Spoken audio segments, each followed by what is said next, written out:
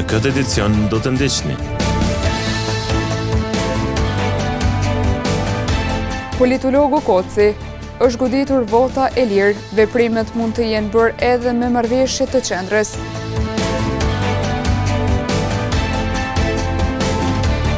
Me 20 janar 2009, TMK-ja zyrtarisht u shpërbën në FSK.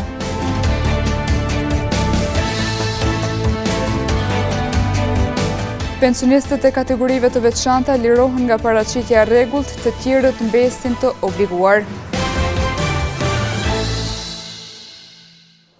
Përshëndetje, po fillojmë edicionin qendror të lajmeve këtu në televizionin Syri. Kosova do të ketë vonesë në certifikim të rezultateve të zgjedhjeve pas vendimit të djeshëm për rinumërim të gjitha votave. E përpasoj shteti do të përballet edhe me vonesë të krijimit të institucioneve. Kështu vlerëson politologu Melazim Koci në një lidhje virtuale për mediumin ton. Profesori ka komentuar edhe deklaratën e kryeministrit në detyrë Albin Kurti. Ditë më parë tha se vendi prap mund të shkojë në zgjedhje. Të gjitha votat e zgjedhjeve të 28 dhjetori do të rinumërohen edhe një herë. Ky vendim u mor pas rikonfirmimit të votave të rinumëruara në disa vendvotime. E këtë situatë politologu Melazim Koci po e vlerëson si një fakt ku është goditur vota e lirë. Ishte përpjekje e Komisionit Qendror Zgjedhor për të kthyer besimin te vota e lirë, do të thotë. Duhet qenë sinqert, duhet thënë hapur që kjo është një nga goditjet më të fuqishme ndaj asaj që është parim bazik në demokracitë, edhe në demokracinë e Kosovës, pra është goditur vota e lirë dhe kjo nuk mund të mbetet as e pandëshkuar dhe as e pa korrigjuar. Është përpjekjen e Komisionit Qendror Zgjedhor e shoh si përpjekje për të rikthyer besimin e humbur, ndonse duhet thënë që ky besim i humbur është çështje e partive politike dhe jo e rezultatit në nivel qendror. Pra nuk kemi deformim të rezultatit ndërmjet partive, do të thotë, por kemi vjedhje, kemi manipulim skandaloz brenda llojit. Koci gjithashtu tha se ky proces dukshëm do të ndikojë edhe në vonesa të krijimit të institucioneve. Ky ngatrim, ky manipulim, kjo vjedhje, gjithsesi që gjithë procesin do të zhagit. Dhe ka rrezik që të shkohet edhe më larg se 1 marsi, sepse pas rinumërimit janë shkallë të tjera të ankesave dhe gjitha ato procesin mund të zhagisin deri pas 1 marsit dhe Kosova të mbetet pa buxhet, pa formim, pa konstituim të parlamentit, pa krijim të qeverisë, që do të lente pa buxhet dhe pa fondet e Bashkimit Evropian që është pritur të liferohen pas miratimit të marrëveshjeve për cilat kërkohet 2/3 të votave në parlament, por ne nuk kemi parlament, do të thotë. Kjo një dhe e dyta rrezikon seriozisht pamundësinë për të zgjedhur presidentin ose presidenten e re deri më 4 mars. Nëse deri më 4 mars nuk ka zgjedhje, do të thotë, presidentes ose presidentit, Kosova me automatizëm shkon në zgjedhje tjera të jashtëzakonshme dhe do të ishte fatkeqësi, goditje serioze për Kosovën nëse kjo masakër elektorale e lën Kosovën pa parlament, pa buxhet. Ndërsa në pyetjen se si e ka vlerësuar deklaratën e para disa ditëshe të kryeministrit në detyrë Albin Kurti se mund të kemi sërish zgjedhje, politologu Koci tha se është një thirrje se duhet gjetur një kandidat konsensual, kandidat të pranueshëm si për pozitën ashtu edhe për opozitën. Ishte sinjal shumë i qartë, disa e keq lexuan dhe e keq interpretuan duke e cilësuar si shantazh. Nuk ishte shantazh. Ishte ndërgjegjësim i kryeministrit Kurti që mund të ketë probleme sa i përket të sigurimit të 80 votave për presidentin ose presidenten, por besoj që nuk ka pritur këtë çfarë ka ndodhur në Prizren dhe disa komuna tjera. Kjo çfarë ka ndodhur, do të thotë, në Prizren dhe në disa komuna tjera, por veçanërisht në Prizren, kam përshtypje që është përpjekje për të delegjitimuar procesin zgjedhor në Kosovë, të do të ishte një dëm i jashtëzakonshëm. Nuk e besoj që është çështje vetëm e individëve, sepse ata nuk mund të veprojnë pa mbështetjen e degës ose edhe të qendrës në Prishtinë. Tutje politologu Koci tha se epilogu në nivelin qendror është i qartë. Lëvizja vetëvendosje ka fitore të pastër, prandaj kjo situatë mund të jetë një skenar për ta zhagitur procesin e zgjedhjes së presidentit apo presidentës së Kosovës dhe për ta quar shtetin e Kosovës në zgjedhje të jashtëzakonshme. Rreth 1700 ankesa janë dorëzuar në zyrën e avokatit të popullit në Gjakov gjatë vitit 2025. Avokati Mark Kaçenari thotë se ankesat e palëve kryesisht lidhen me administratën publike, ministrit, gjykatat komunale, por edhe komunat. Institucioni Avokatit të Popullit në Kosovë ka pranuar rreth 1700 ankesa për një vit. Sipas përfaqësuesve të Avokatit të Popullit në Gjakov, ankesat që qytetarët kanë paraqitur lidhen kryesisht me administratën publike, ministrit, gjykatat dhe komunat.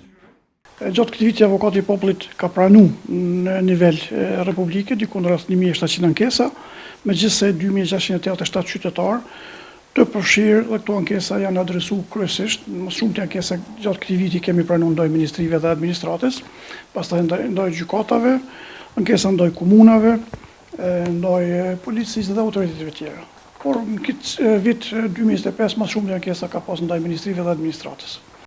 Sipas Avokatit të Popullit janë trajtuar raste të shumta të cilat kanë shfaqur vështirësi dhe problematika të ndryshme në funksionimin e institucioneve. Avokati i Popullit gjatë vitit 2025 ka hapur 40 raste për hetim, 15 për të cilave janë marrë informatat nga media. Mënyra ndërtohu ku ne kemi ofruar shërbimet e mira, kemi marrë informatën që qytetarët e Republikës Kosovës gjatë kohës sa që ndojnë shikni paguajnë për hemodializë dhe ndërsa dihet që ne kemi një marrëveshje bashkëpunimi, sidomos për vijën regionin kufitar ku qytetarët e Republikës marrin shërbime falas.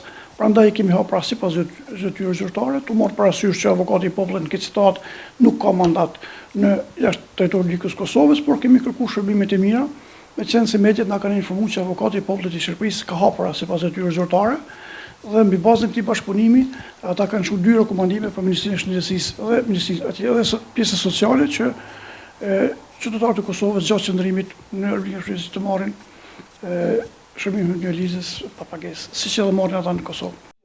Avokati i Popullit theksoi se sfida kryesore për vitin 2025 ka qenë mungesa e krijimit dhe funksionalizimit të institucioneve. Vetëm përfituesit e pensioneve kontributive parciale, kontributive dhe atyre familjare nuk ka nevojë për paraqitje të rregullt para zyrave të pensioneve. Ndërkohë pensionistët e kategorive të tjera do të vazhdojnë të kenë obligim për paraqitje sipas legjislacionit në fuqi. Sipas legjislacionit në fuqi, vetëm përfituesit e pensioneve kontributive, parciale kontributive dhe pensioneve familjare nuk kanë më nevojë për paraqitje të rregullt në zyrat e pensioneve. Pensionisti Sabahudin Vehapi e konsideron këtë vendim si të drejtë dhe të nevojshëm, duke theksuar se sot institucionet kanë në dispozicion mjete teknologjike për të verifikuar të dhënat pa pasur nevojë për paraqitje fizike. Kjo është shumë mirë se këta kanë bo bazik edhe këta kontributantë që kanë moshën dhe më thonë për 65 dhe e përpjet. Po shkon mirë më konë edhe për kretë. Pse? Se tash kanë dalë mjetet. Teknologjia është në avancim. Këta mujnë kretë mi pas shënimet edhe mi maltëtu. Hadhe ne shkajme në për qytete, pa ata që janë në për fshatra. Shkojnë duhet me bo shpenzime, bo aki është i paljevishëm. E nuk ka mundësi me ardhë, bon shpenzime pa nevoj, kur mujnë më zgjedhë kjo problem.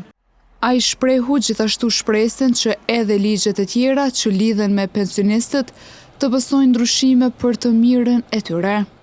Inshallah në 2026 e bojnë ligjin për pensionet, se në 24 ka qenë e patën qitë në parlament.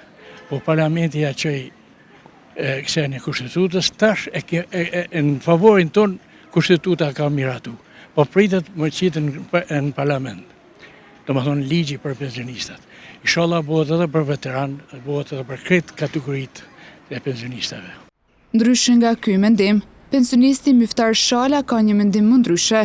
Sipas tij, paraqitja 6 mujore deri më tani ka qenë një praktikë e mirë dhe funksionale. Megjithatë, pranon se mund të gjenden forma alternative për rastet kur pensionistët janë të pamundur të paraqiten fizikisht. Konsideroj se është domosdoshme që institucioni të ketë informacione për secilin prej atyre pensionistëve që kanë qenë ose kontributantë ose cilët janë jashtë kësaj skeme tillë të pensioneve. Megjithatë, unë mendoj se paraqitja 6 mujore ka qenë formë që është praktikuar dhe është deri më tash ka qenë mirë. Megjithatë, mund gjenden forma të ndryshme edhe për ato raste tilla, për shembull kur janë rastet handicapëve, rastet të pensionistëve që nuk kanë forcë, nuk kanë mundësi, nuk kanë mënyrë, formë për me u paraqit përmes të afërmve ose tjera, mënyrë që me i definu. Po megjithatë, është mirë që kjo të definohet në mënyrë të saktë për të gjitha rastet e veçanta. Ndërkohë, pensionistët e kategorive të tjera do të vazhdojnë të kenë obligim për paraqitje të rregullt, ashtu siç parashihet me ligjin aktual. Sot do bën 17 vjet nga shpërbërja të TMK-s në FSK. Trupa mbrojtëse e Kosovës ishte themeluar në kohën e fillimit të organizimit institucional të vendit, ndërkohë me 14 dhjetor 2018, Parlamenti i Kosovës me 106 vota pro dhe një abstinim, miratoi 3 ligje që e ndryshojnë mandatin e Forcës së Sigurisë së Kosovës në ushtri të Kosovës, por pa iu ndryshuar emri. Me 20 janar 2009, TMK-ja zyrtarisht u shpërbën në FSK. Forca e Sigurisë së Kosovës fillimisht kishte përgjegjësi që të përballet me katastrofa të rënda, siç janë tërmetet, vërshimet ose zjarret që mund të kërcënojnë Kosovën. Kujtojmë se në vitin 1999 kishte nisur çarmatimi i UÇK-s për të shndruar më vonë në trupat mbrojtëse të Kosovës dhe në vitin 2000 zyrtarisht përfundoi edhe transformimi i UÇK-s në TMK. Udhëheqësi i parë i TMK-s aso kohë u emërua General Lejtnant Agim Çeku. TMK u themelua në kohën e fillimit të organizimit institucional të vendit që po ndodhej jo vetëm në Kosovë, por edhe në rajon, e cila rritej e forcohej, por në kushte jo të mira dhe paga të ulëta. Ndërsa me dëshkur 2007 i dërguari special për statusin e Kosovës Marti Ahtisaari dorëzoi propozimin e tij në Prishtinë dhe Beogradit standardet për Kosovën, në të cilën parashihej edhe shpërbërja e TMK-s dhe krijimi i një force të re. Trupat mbrojtëse të Kosovës pasi arritën qëllimin e tyre duke përfshirë këto lehtësimin e rindërtimit pas luftës së Kosovës, ato do të shpërndohen 1 vit pas miratimit të kësaj marrëveshjeje, shkruhej në planin e Ahtisaarit. Por në vitin 2009 kjo forcë prapë u shpërbë për të shndruar në një forcë tjetër, tash Forca e Sigurisë së Kosovës. Me 4 mars të vitit 2014, qeveria e Kosovës mori vendimin që të formohen forcat e armatosura të Kosovës si ushtri e Kosovës, e cila parashihet të mbërri kapacitetet që të mund të sigurojë integritetin e Kosovës. Me 14 dhjetor 2018, Parlamenti i Kosovës me 106 vota pro dhe një abstenim miratoi 3 ligje që ndryshojnë mandatin e Forcës së Sigurisë së Kosovës, FSK, në ushtri të Kosovës, por pa i ndërruar emri.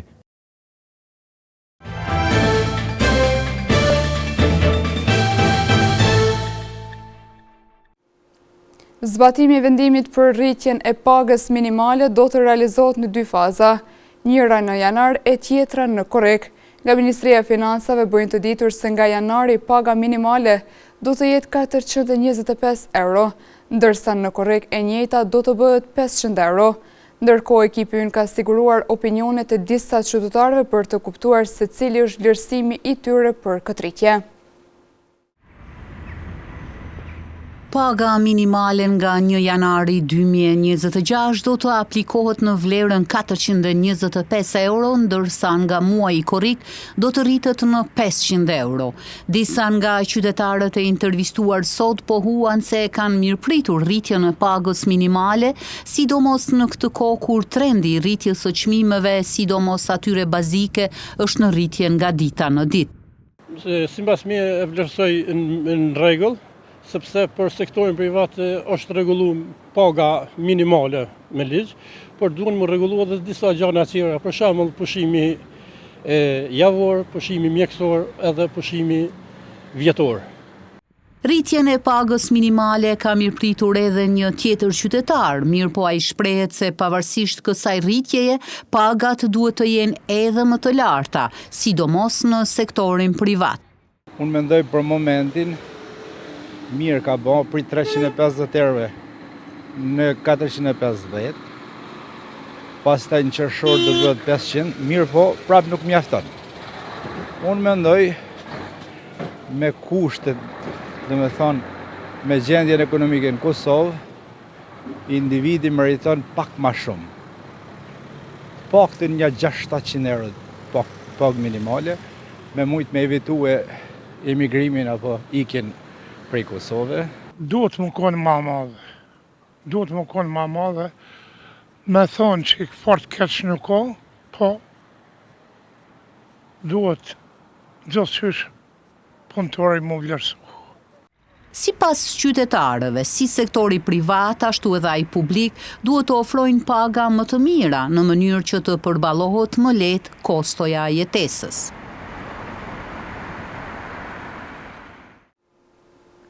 Agjencia e Ushqimit dhe Veterinarisë ka njoftuar se do të bllokojë përshitjen në tregun e Kosovës qumshtin për foshqen Nestle për shkak të pranisë së substancës së quajtur celuloide. Ndërkohë televizioni Syri mëson se shumica e barnatorëve në Gjakov nuk e kanë mbajtur këtë brend në shitje. Agjencia e Ushqimit dhe Veterinarisë njofton opinionin publik se bazuar në njoftimin e pranuar nga sistemi i paralajmërimit të shpejtë për ushqim dhe ushqimin për kafsh, me numër reference 20259962, lot 52860346 BB, është identifikuar prania e substancës cereulide në formulën qumshti për foshqen Nestle Nidina OptiPro 1 600 gram me origjinë nga Holanda, e importuar nga kompania Nestle Nederland BV në Republikën e Kosovës. AUV njofton se është duke bërë bllokimin e këtij produkti dhe më pas do të fillojë me procesin e arsyesimit në përputhje të plotë me legjislacionin në fuqi. AUV ka theksuar se mbetet e përkushtuar në monitorimin e vazhdueshëm të tregut dhe zinxhirit ushqimor me qëllim që qytetarëve t'u garantohet ushqim i sigurt dhe i shëndetshëm. Ndërkohë ekipi i televizionit Syri ka pyetur në disa barnatore në qytetin e Gjakovës, ku shumica kanë deklaruar se nuk e kanë mbajtur këtë brend në shitje, duke shtuar se një numër i madh i barnatorëve në qytet nuk kanë pasur fare furnizim me këtë produkt. AUV bën thirrje qytetarëve që nëse e posedojnë këtë produkt, të mos e përdorin dhe të ndjekin udhëzimet e institucioneve përgjegjëse. Projekti parandalimi më i qelluar se shërimi do të nisë së shpejti të implementohet nga Shoqata e Intelektualëve Jakova në bashkëpunim me profesionistët të fushës së shëndetësisë. Kryetari i shoqatës profesor Rushdi Sefa thotë se projekti do të zhvillohet përmes ligjëratave produktive shëndetësore, me qëllim që publiku t'i ofrohen sa më shumë njohuri të dobishme për publikun. Shoqata Intelektualeve Jakova e ka nisur vitin 2026 me një marrëveshje bashkëpunimi me Rotary Club Gjakova në kuadër të projektit për pensionistët Parandalimi është më i mirë se shërimi, në bashkëpunim me Dr. Agran Abrashi. Kryetari i Shoqatës së Intelektualeve Jakova Rushdi Sefa tha se ky projekt është i qelluar dhe i nevojshëm për këtë kategori të shoqërisë. Fillum vitin 2026, po ashtu me një marrëveshje shumë të qellume, marrëveshje bashkëpunimi në mes të Shoqatës Intelektuale Jakova dhe Rotary Klubi Gjakova, në të cilën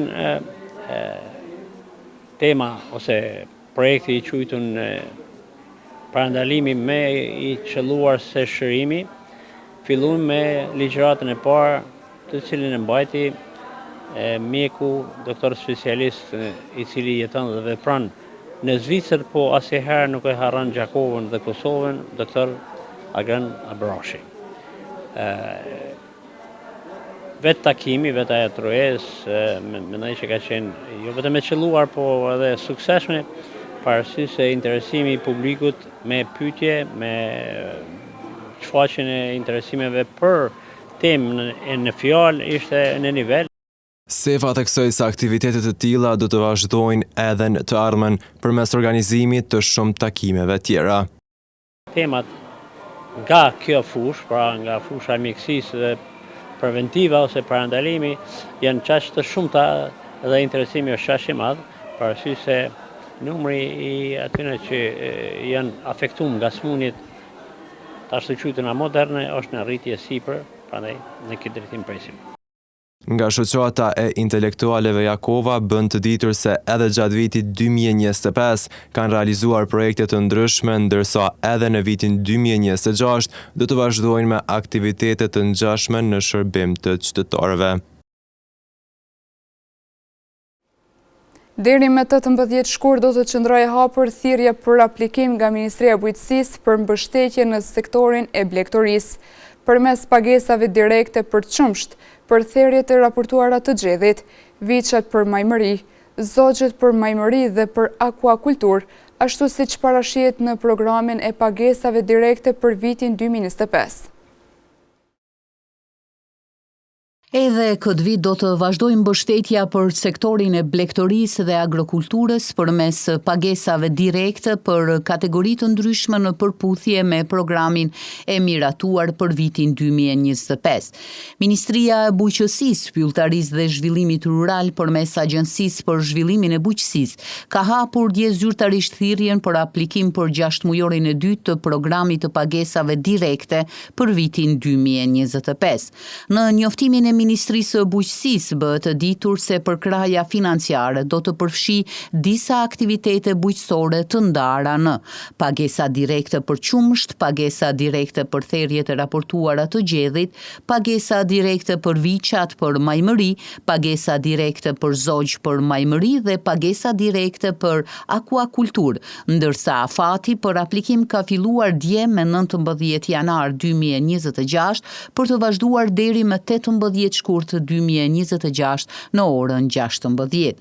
Nga Ministria e Bujqësisë, Pyllëtarisë dhe Zhvillimit Rural gjithashtu bëhet ditur se të gjithë aplikuesit duhet të përmbushin kriteret e përcaktuara në program, ndërsa detajet e plota mbi kushtet dhe dokumentacionin e nevojshëm mund të gjenden në webfaqen zyrtare të Agjencisë për Zhvillim të Bujqësisë. E nga institucionet ftojnë fermerët që të aplikojnë me kohë dhe të përfitojnë nga mbështetja financiare për zhvillimin e aktiviteteve të tyre bujqësore. Në vazhdim të ndjekim parashikimin e motit për ditët në vijim.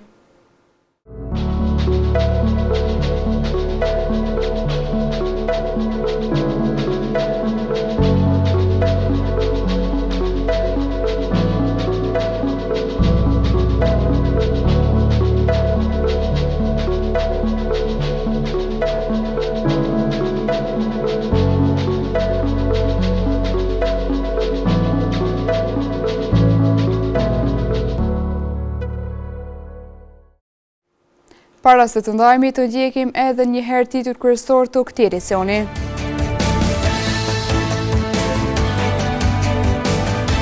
Politologu Koci është goditur vota e lirë, veprimet mund të jenë bërë edhe me marrëveshje të qendrës.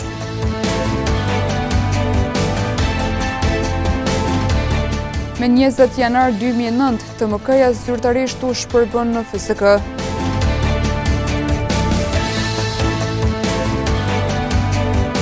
Pensionistët e kategorive të veçanta lirohen nga paraqitja e rregullt, të tjerët mbesin të obliguar. Këtu merr fund ky edicion qendror i lajmeve. Ju mund të vazhdoni të na ndiqni në televizionin Syri, si dhe në rrjetet tona sociale. Mirupafshim.